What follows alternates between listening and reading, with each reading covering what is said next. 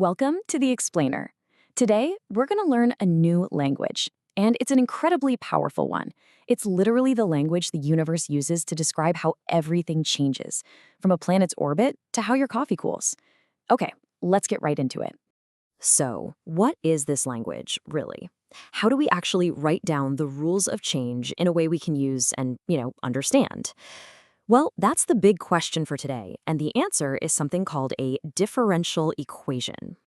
All right, so just like learning any new language, we can't just jump into writing poetry, right? We have to start with the basics, the alphabet, the core vocabulary. That's where we're starting. And here it is, the formal definition. Now, I know that sounds a little academic, but don't let it throw you. At its heart, all this is a statement that connects how something is, that's the function, with how it's changing, and that's its derivatives, which are just a fancy way of talking about rates of change, like speed. Let's break that down into the three key ingredients. First, you've got your unknown function. That's the thing we're trying to figure out, like the temperature of our coffee. Then you've got its derivatives. That's the rate of change. So how fast is that coffee cooling down? And finally, you have your independent variables, which a lot of the time is just time.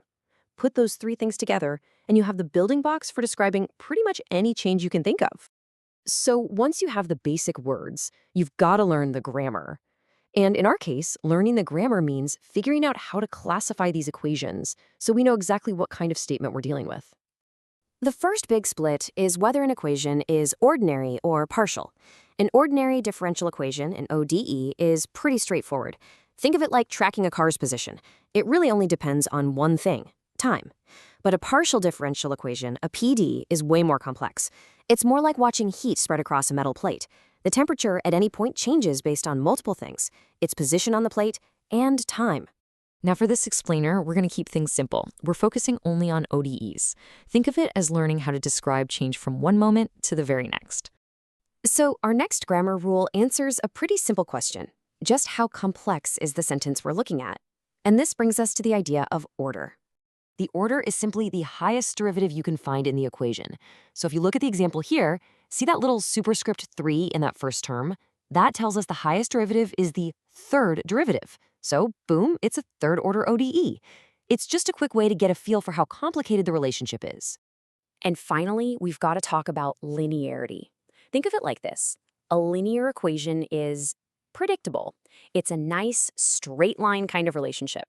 The variables behave themselves. They don't get squared or do anything weird. But a nonlinear equation?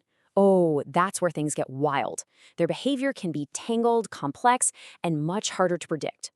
So if we put our grammar rules together, first order and linear, we get this. This is the standard form, and I know it looks like a bunch of symbols, but think of it as a template or a secret key. If you can make your equation look like this, then there are well-known ways to solve it. Okay, so we've learned the alphabet, and we've learned the grammar. Now it's time to actually form some complete sentences. What does it even mean to solve one of these equations? And this is a really, really key idea. When you solve a differential equation, you're not looking for a number, like x equals 5. Nope. You are looking for an entire function, a curve, a path, a whole story that perfectly obeys the rule of change we started with. And these solutions can show up in a couple of different flavors. An explicit solution is super direct. It just tells you y equals this. Simple. But an implicit solution is more of a puzzle, where x and y are all mixed up together. It's like the difference between saying the answer is 10 versus twice the answer is 20. Both are true, but one is just a little more direct. Now, this is where things get really fascinating. In basic algebra, an equation like x plus 2 equals 5 has exactly one answer. But a differential equation, it often has an infinite number of them. We don't just find an answer, we find a whole family of answers. So that general solution is the entire family tree, and it has this special constant, usually called c.